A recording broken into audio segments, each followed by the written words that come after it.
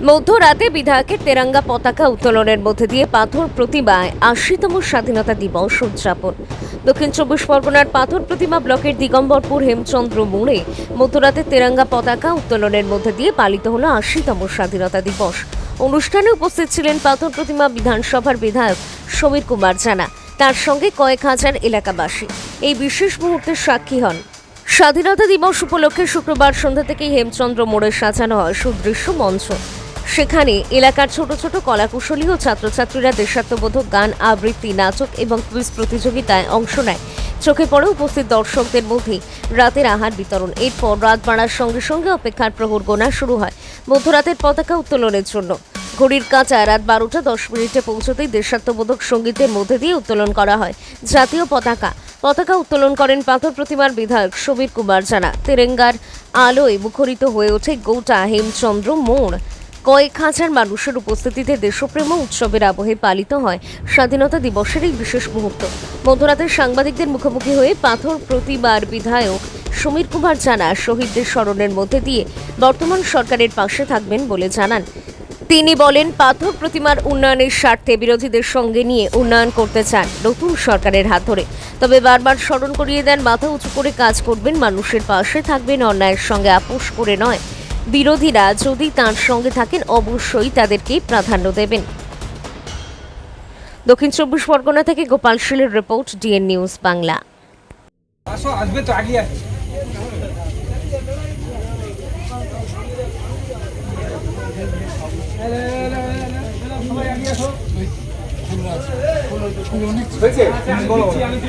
দিন ৮০তম স্বাধীনতা দিবস উদযাপিত হয়েছে গোটা ভারতবর্ষের সঙ্গে পশ্চিমবঙ্গের। আগামীকাল আমাদের এই পবিত্র দিনের পতাকা উত্তোলন করবে এবং বার্তা দেবেন মাননীয় প্রধানমন্ত্রী এবং পশ্চিমবঙ্গের মুখ্যমন্ত্রী। তিনিও আগামীকাল মানুষের কাছে ৮০তম এই যে স্বাধীনতা দিবস উপলক্ষে তার বার্তা মানুষের কাছে পৌঁছে দেবেন।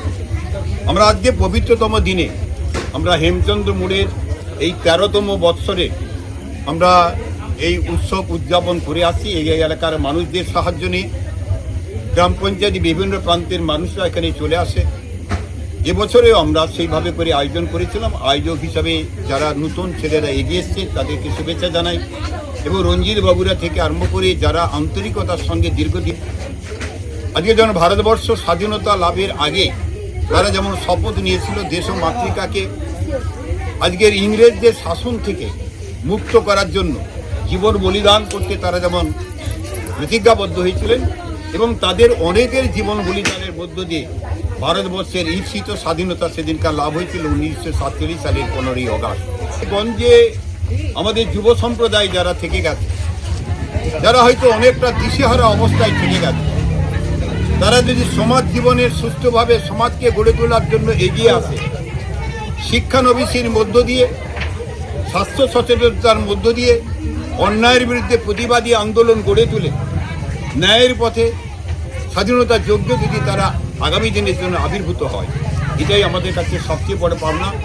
এবং আমাদের যারা নারী জাতি আছে তারা যেভাবে করে নিজেদেরকে আস্তে করে উত্তরণের জন্য চেষ্টা করছে, তারা যদি এভাবে করে এগিয়ে আসতে পারে শিক্ষানবিশির মধ্য দিয়ে, তারা তাদের পরবর্তী প্রজন্ম সেভাবে করে শিক্ষানবিশির মধ্য দিয়ে সমাজে একটা নতুন জায়গাতে আনতে পারবে। প্রতিবাদ সেখানে অন্যায়কে আমরা কোনো মতেই মানব না, কিন্তু তেমনিভাবে সহিংস আন্দোলনের মধ্যে নয়।